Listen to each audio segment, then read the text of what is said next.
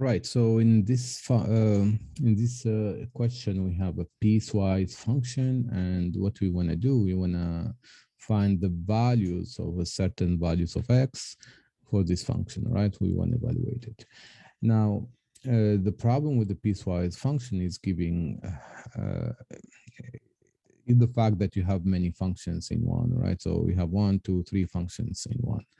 And the confusing part is where should you plug in the -3? Should you plug it first, second, or third? So that's the issue, right? The process is actually kind of counterintuitive. We don't plug it in the function right away. We plug it into these intervals first. We want to figure out which one of the interval is given as a true statement.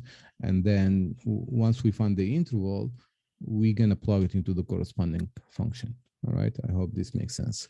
So let's give it an example, right? So I'm gonna go slowly for -3, for example, here.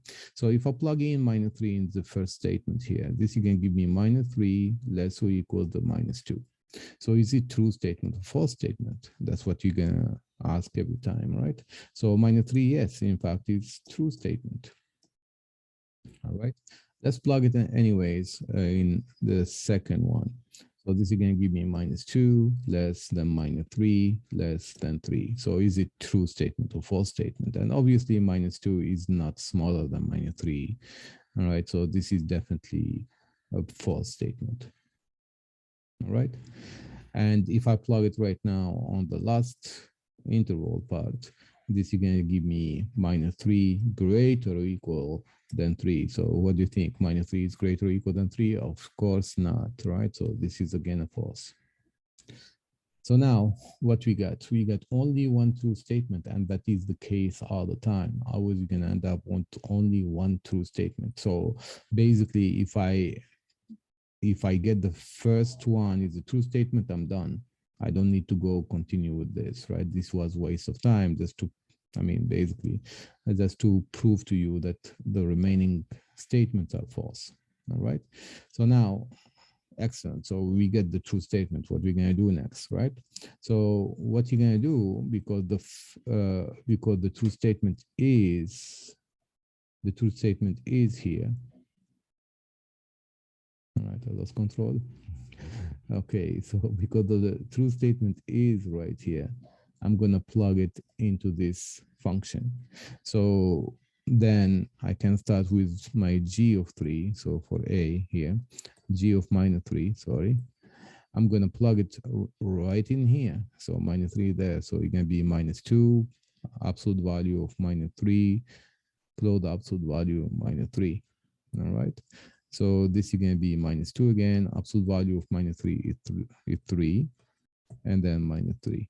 So you do the multiplication first. -2 times 3, you're going to be -6. -6 minus 3, you're going to give me a -9. And that should be your answer for A. Okay. So let's do it again one more time. So let me erase everything in here.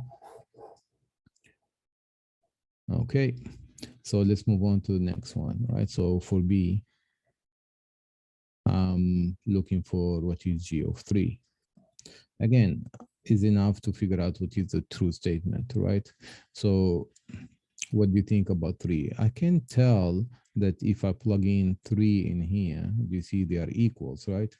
3 greater or equal than 3. That is actually true statement. Do I need to go further? No, I just need to plug it in here, all right? So G of 3 going to be 4. All right.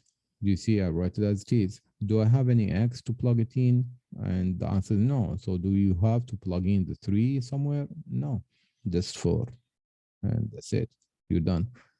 All right. So once you figure out the function is this one, you just put the function, plug in the variable. I don't have anywhere to plug it in, so I don't plug it in. The answer would be 4, and you're done. So this is going to be your answer for B. Let's move on to C. So C is G of -2, and let's do it again. So we don't need this. So -2, where is located at? There is one thing. If you see the number, look at the equal sign. So there is -2 in here, and there is a -2 in here. So which one of the function you're going to take? Take the one that having a minus equal sign in it. So this is it. All right. So this inequality has equal sign. So you're going to take this function and plug it in. All right. I hope this is clear. So you're going to plug it in this x in there. So you're going to be -2, absolute value of -2, and then -3. We do exactly the same thing. -2 times 2, -3, absolute value -2 is 2. And then whenever you multiply -2 times 2, you're going to give you a -4, -4, -3. This is going to be a -7. Got it. All right, let's go to D right now. So for D, we are looking for G of 0. And let's see. So where is the best interval that fits 0 here? So obviously the 0 is better. If I put it anywhere else, it's not going to fit. Only this one is going to give me true statement. You see, if I had a 0 here, this would be correct, right? This is going to be true. Why? Because the 0 is greater than -2. -2 is negative, and 0 is less than 3, obviously, right? So this is true. So what does mean? I'm going to plug in the 0 into this function, and G of 0, just substitute x by 0, right?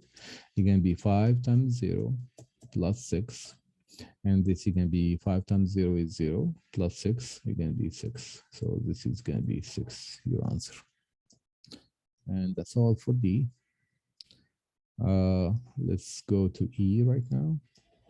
And we are looking for G of 4. Okay.